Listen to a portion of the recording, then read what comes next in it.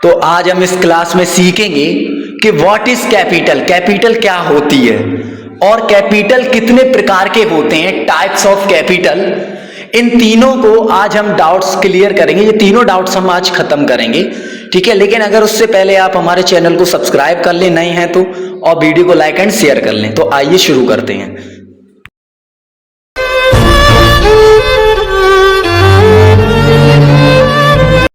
तीन चीजों को अच्छे से समझ लेंगे, जैसे कि आपका टैली में सबसे जो यूजफुल होते हैं, यानी टैली हम जब टैली में काम करेंगे तो इंपॉर्टेंट तौर पर जो सबसे ज्यादा हमें एक सहयोग करते हैं, यानी वर्किंग में हमें सपोर्ट करेंगे, जो सबसे ज्यादा होते हैं आपके, वो हम यहाँ पे क्लियर करेंगे।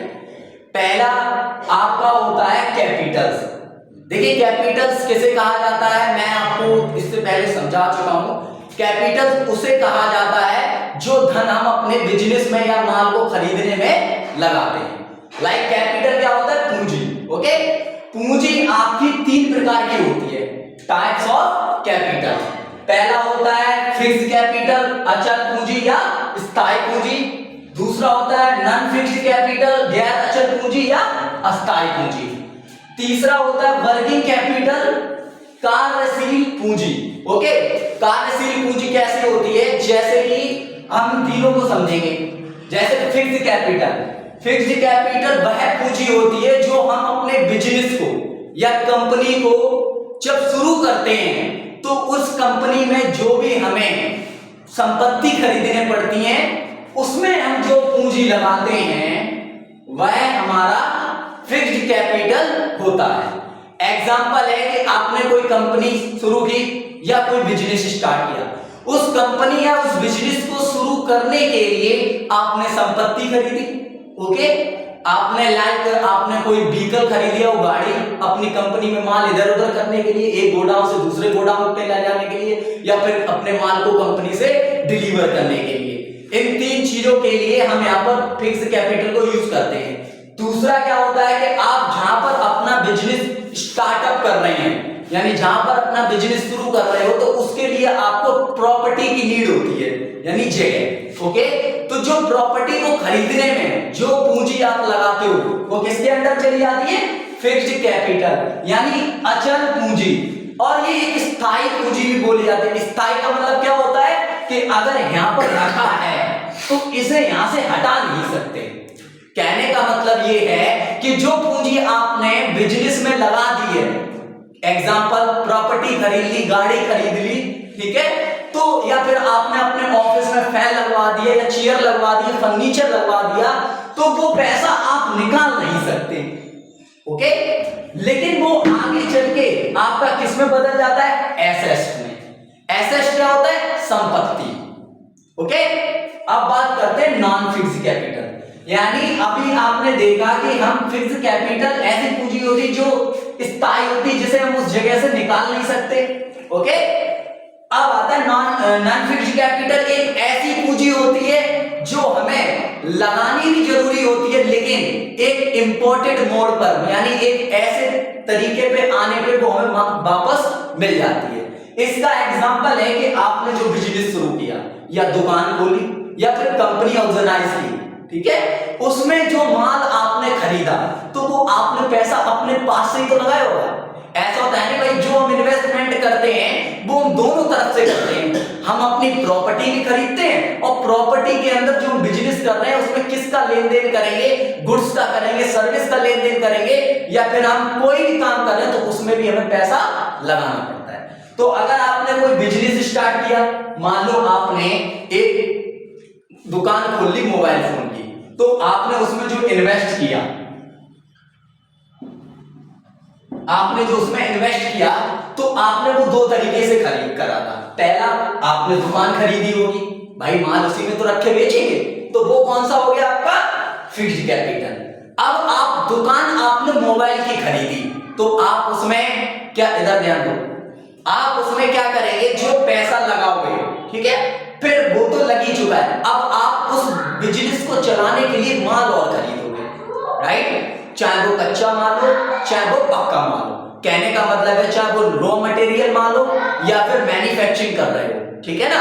तो रॉ मटेरियल माल में आपने नॉन फिक्स्ड कैपिटल पूंजी लगाई, यानी आप अपने बिजनेस में जो आपने फोन की दुकान खोली है उसमें जो फोन लाए हो बेचने के लिए, जो फोन आप लाए हो उसमें आपने अपना पैसा लगाया है, वो कौन सा हो गया? Non fixed capital. यानी ये ऐसी पूंजी होती है जो गैर अचल पूंजी होती है और अस्थाई भी होती है।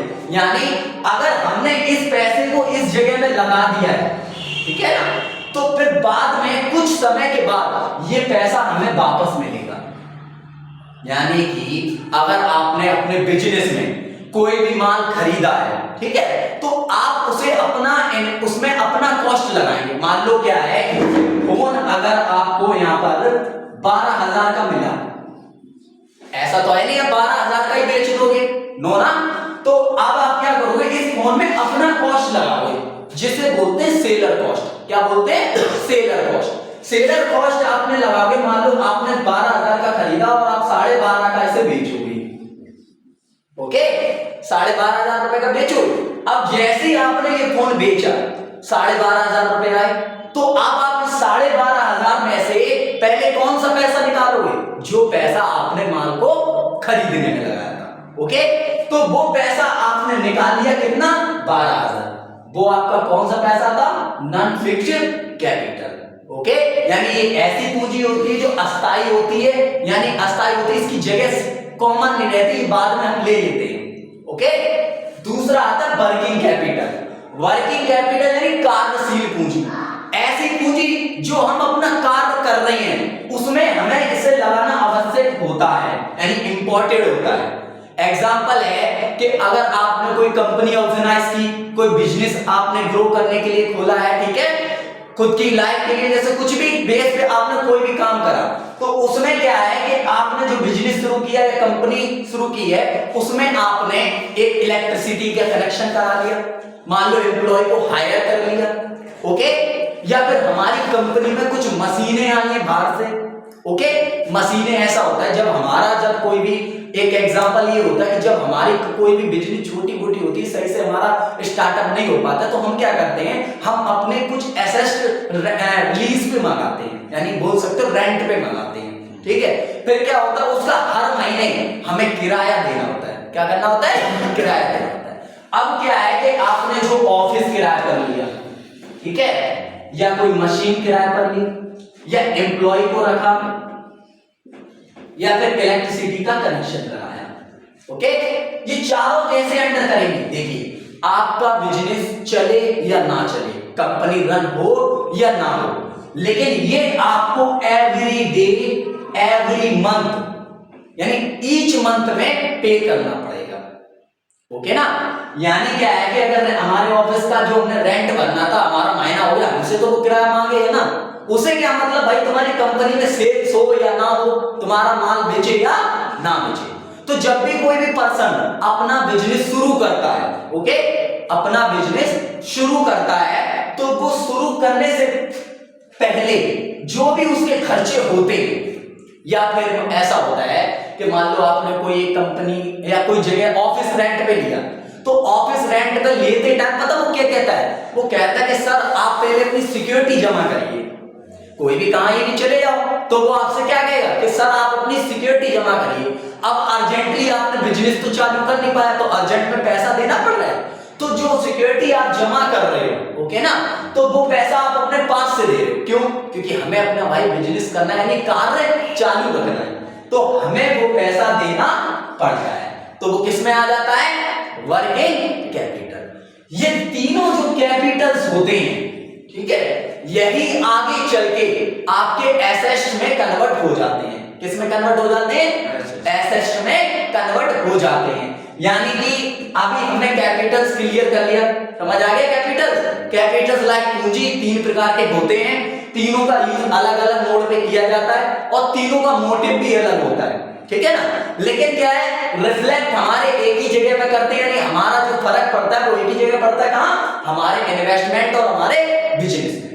चाहे हम 10 लाख लगाएं, चाहे 20 लाख लगाएं, लेकिन हमने जो इन्वेस्ट किया है 10 लाख, हम उसी में से फिक्स भी करेंगे, नॉन फिक्स भी करेंगे और वर्किंग भी करेंगे। समझ आ रहा है? तो इसे हम इरेज कर देते हैं।